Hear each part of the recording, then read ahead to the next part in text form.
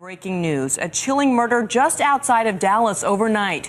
The district attorney for Kaufman County and his wife found shot to death in their home. This comes just 2 months after one of his top prosecutors was murdered right outside of the courthouse. So the big question this morning, are these two shootings connected?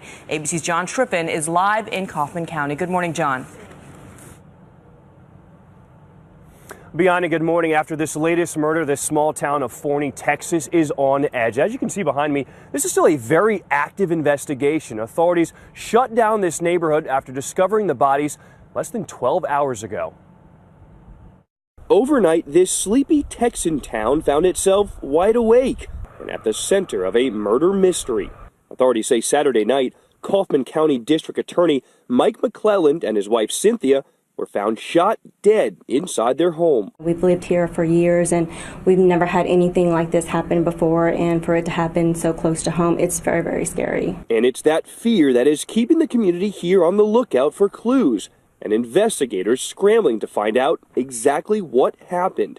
According to ABC affiliate WFAA, sources say the couple's door was kicked in and shots rang out as an assault rifle fired roughly 14 rounds, killing them both. But the real question now is, were they targeted?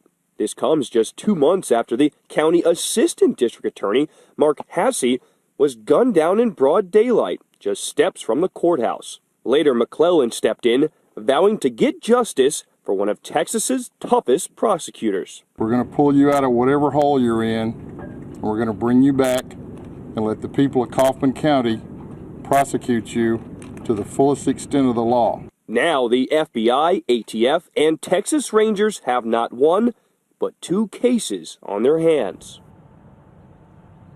The fear now is that these murders are somehow connected, but at this point, authorities will not say if they are related. Now, we are expecting a lot more information to come out later this morning when investigators hold their first press conference since discovering the bodies. Dan? Telling us more about what is truly an extraordinary situation. John Triffin reporting from Texas this morning. Thank you. Let's bring in now ABC's senior justice correspondent, Pierre Thomas, for more on this investigation. Pierre, give us a sense, how rare is this kind of violence directed at senior public officials?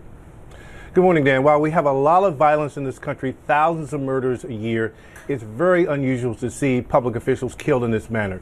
It's early in this investigation, and police don't yet know if these deaths are tied to the previous murder of the assistant district attorney.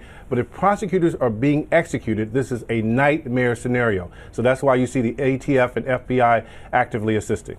You know, after the first prosecutor was ambushed and really assassinated just steps away from the courthouse in broad daylight, there was some public speculation by people in law enforcement that it could be the work of a notorious prison gang by the name of the Aryan Brotherhood of Texas. Apparently, that first prosecutor had prosecuted some cases involving that prison gang. What is the status of that situation now? Is that gang still considered a suspect?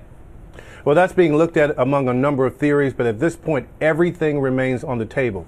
And you would have to wonder why a gang would target law enforcement. That's exactly how you get a lot of police attention and end up out of business. Right now, this appears to be a bona fide mystery, and a potentially chilling one at that, Dan. You make a good point. If this gang is a criminal operation, taking a run at public officials would be a good way to invite war, which would be bad for business.